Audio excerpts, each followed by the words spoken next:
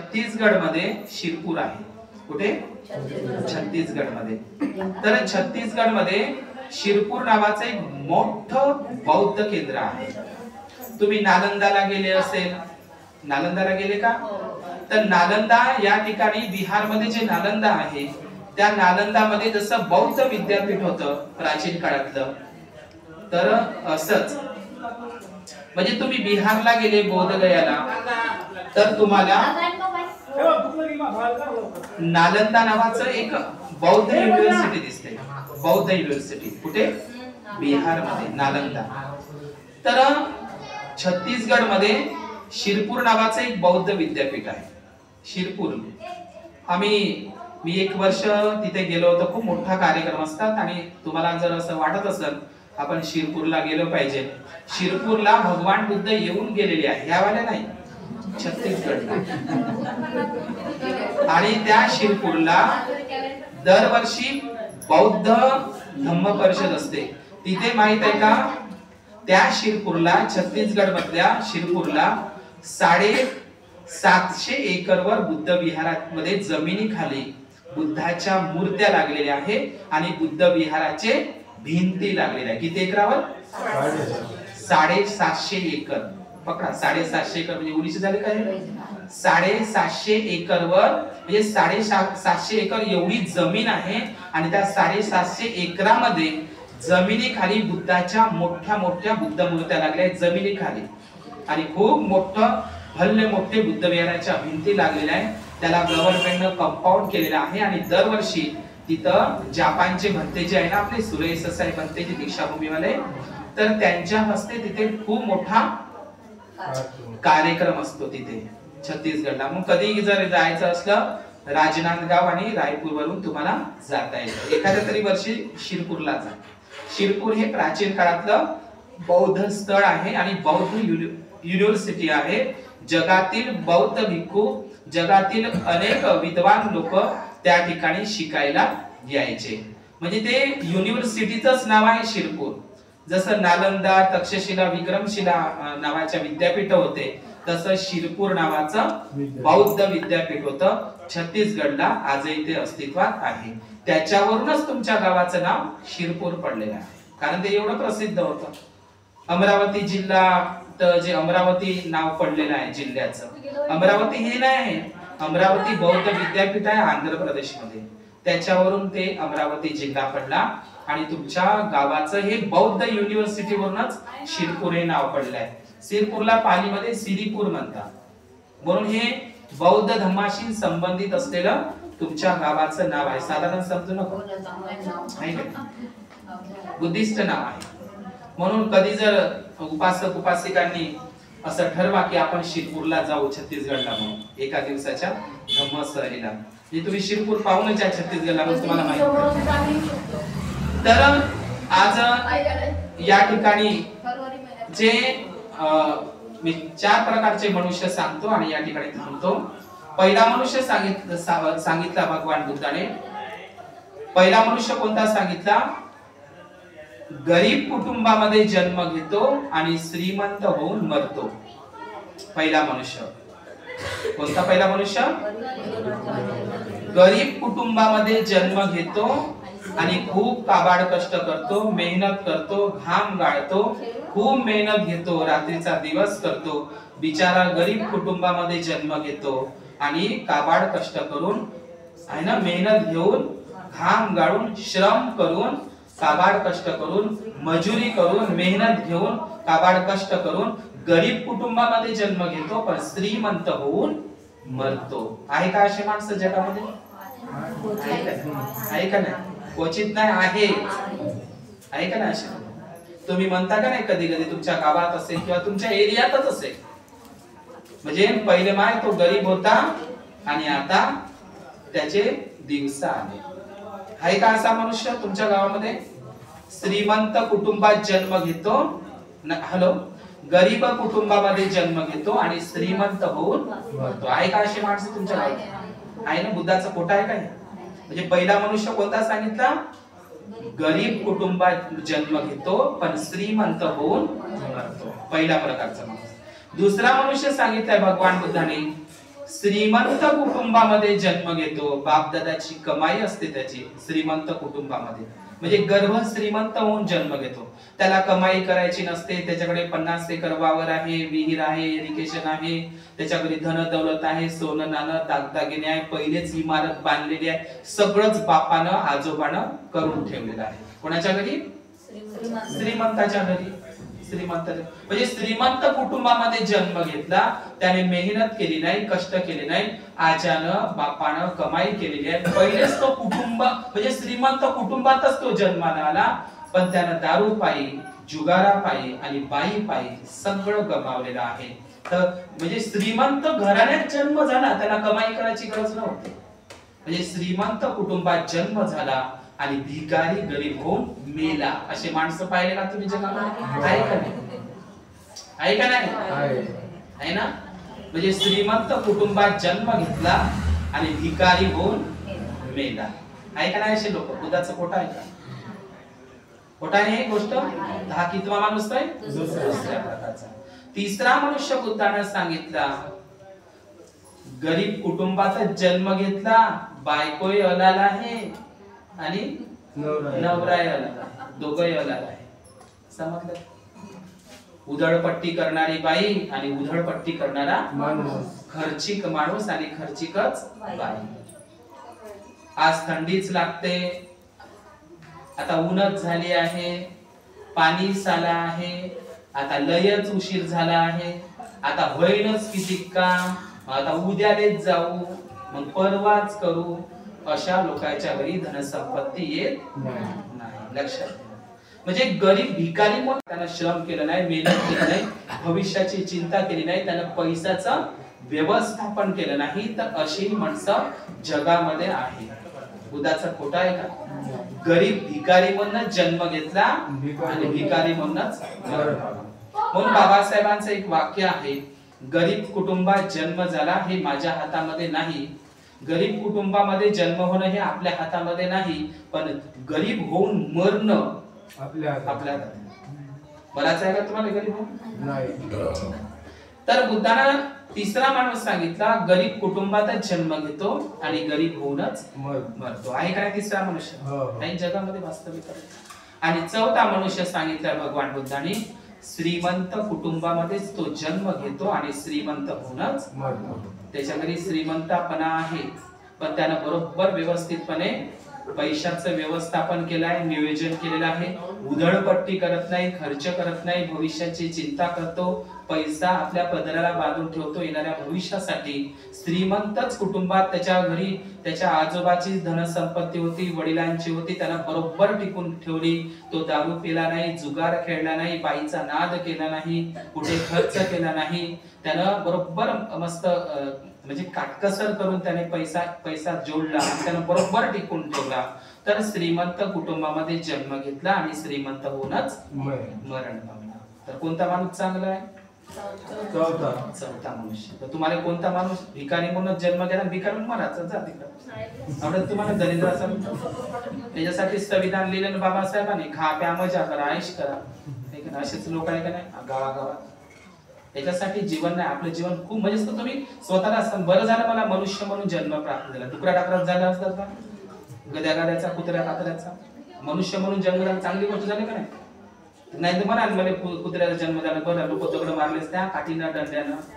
कुत्र्यासारखंच जगणं असतं आणि कुत्र्यासारखंच मरण असतं. चांगलं आहे का नाही मनुष्य म्हणून जन्म? कमीत कमी इथे येऊन बसल्या तुम्ही कार्यक्रमात, आहे का? तर आले का लक्षात तुम्हाला? हे किती प्रकारचे माणसं आहे? हे चार प्रकारचे. समजलं? आता हे चार प्रकारचे जे मनुष्य भगवंताने सांगितले आहे, आणि धनसंपत्तीवर 8 प्रकारचे संकट येतात ते सांगतो आणि थांबतो. धनसंपत्तीवर किती प्रकारचे संकट येतात? 8. म्हणजे तुमच्याकडे धनसंपत्ती आहे, असलेली धनसंपत्ती ही नष्ट होते, आणि तुम्ही कितीही धनसंपत्ती रोजची कमवा तीही नष्ट व्हायला वेळ लागत नाही. तर कोणत्या गोष्टीने नष्ट होते?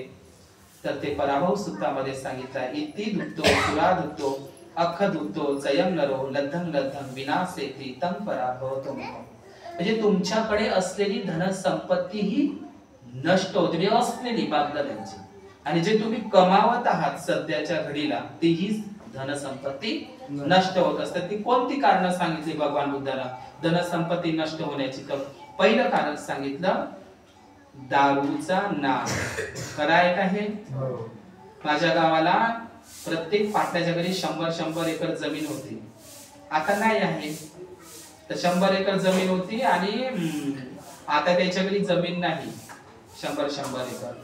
तर मग विचार करा त्याची जमीन गेली कुठे? तुम्ही असं म्हणता का नाही पाटलांकडे 100 एकर जमीन येते, मग गेली कुठं? मग काय झालं त्याचं? पाटलाकडे 100, आपण ऐकतो ना खेड्यापाड्यामध्ये होते ना पाटीलकडे 100 500 गेल्या कुठं? मग त्याच्यावरचा शोध लावर गेल्या कुठं? मग हे मराठा लोक रस्त्यावर उतरले का नाही आरक्षणासाठी. आता बाबासाहेब म्हणे घ्या म्हणे, पंजाबराव देशमुखही म्हणे, बाबासाहेब दोघे जण म्हणे मराठा लोकांना घ्या म्हणे. तर या पाटलाकडे होत्या जमिनी 500 एकर 250 एकर 200 एकर 300 एकर हे होते माजून पाटील लोक मराठा लोक. समजलं? आता रस्त्यावर उतरले आरक्षणाने. पाऊन रस्त्यावर उतरले बाई लोक. हा तेव्हा काय म्हणे घ्या ना म्हणे बाबासाहेब संविधानामध्ये. असे मिशीला 8 देत होते असे ते पाटील लोक. महाकडे 500 एकर जमीन आहे म्हणे, त्या महारायसारखं खेडायसारखं आम्ही काय भिकारी वय का म्हणे आरक्षण घेऊ आमच्याकडे म्हणे. असे पाटील लोक असे मिशीवर चालू काय म्हणे आमच्याकडं 500 एकर जमीन आहे 500 एकर बंद्याकडं आम्ही काय ते आरक्षण भीक घेऊ का म्हणे. आता का भीकीसाठी आलं? कारण गेली त्याची कुठं गेली तर माहितच आहे. मग त्याचा शोध लावा तुम्ही. पाटलाच्या पाटीलच्या गेल्या कशा, त्याच्या जमिनी गेल्या कशा, आमकाहून ते आरक्षणासाठी रस्त्यावर उतरून राहिले. तर 3च गोष्टी आहेत त्या बुद्धानं सांगितल्या. धनसंपत्ती नष्ट व्हायला वेळ लागत नाही.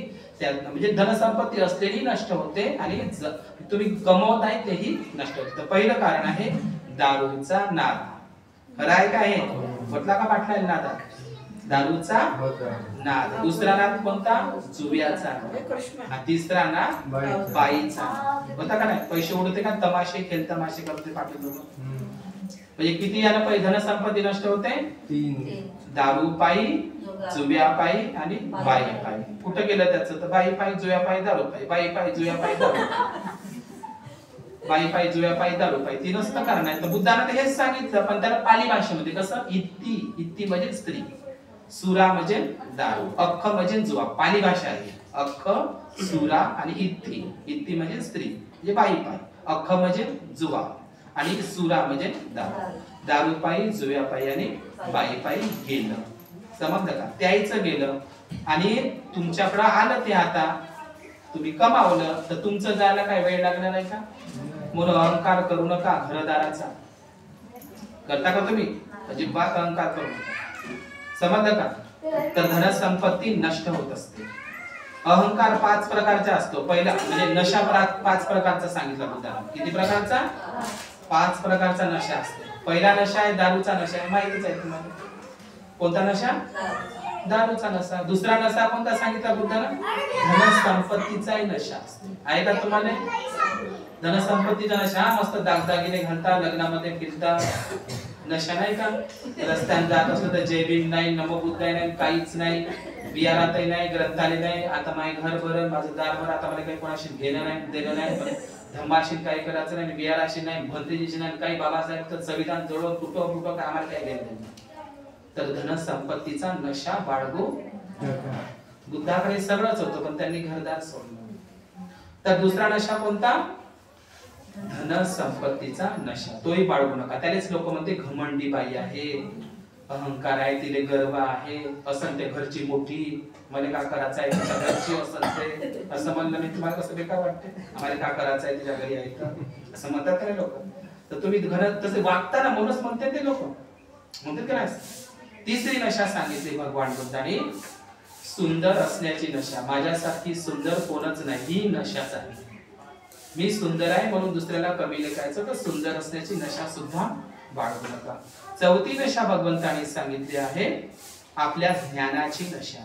म्हणजे मला जेवढं येतं तेवढं कोणालाच येत नाही, ही नशाच आहे एक प्रकारची. म्हणून ज्ञानाची नशा बाळगू नका. किती झाल्या? 4. आणि 5वी नशा बुद्धाने सांगितली आहे बलाची नशा. बलाची नशा म्हणजे समजलं ना? माई 4 पोरं आहे, तिचं एकच आहे बारकं बुरकं, माई 4 पोरं पाहून घेते. समजलं का?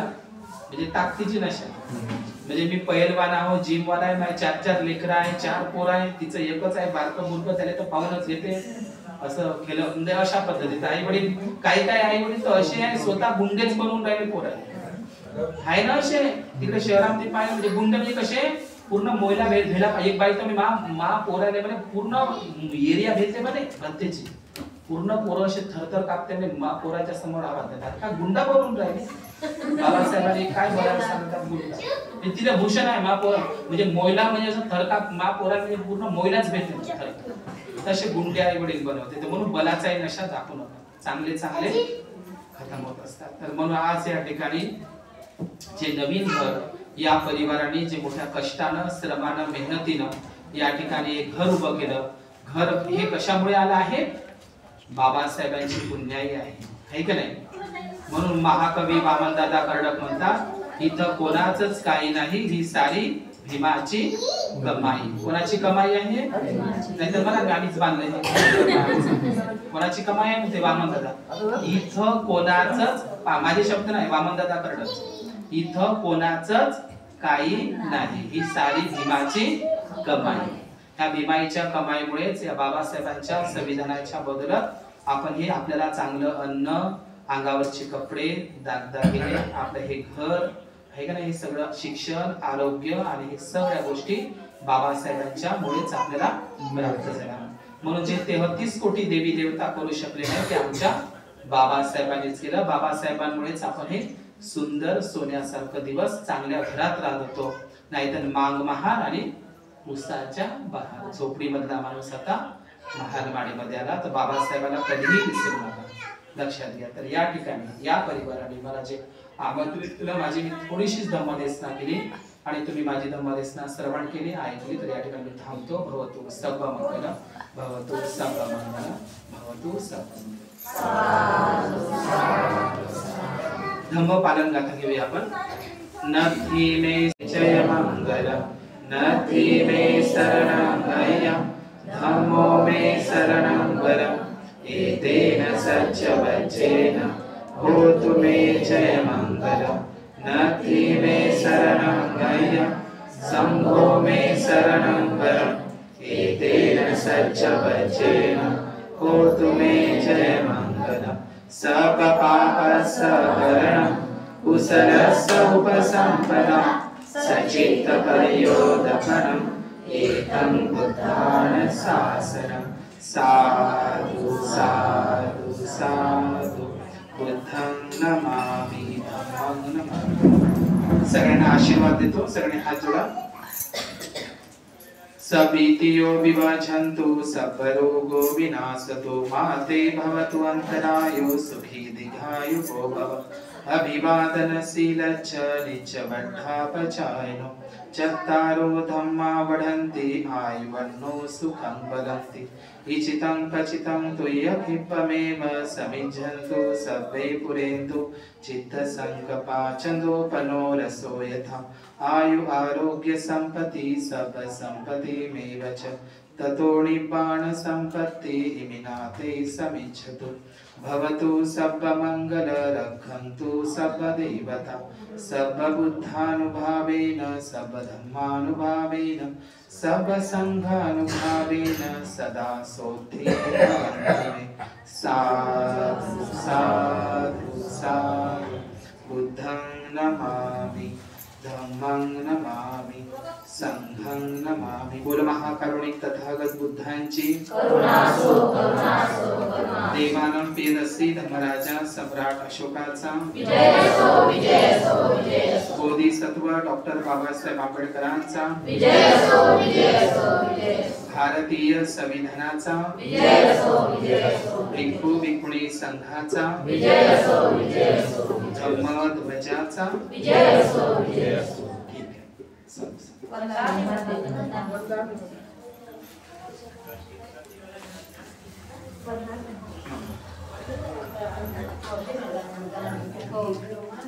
माझं भिक्षा पात्र घेऊन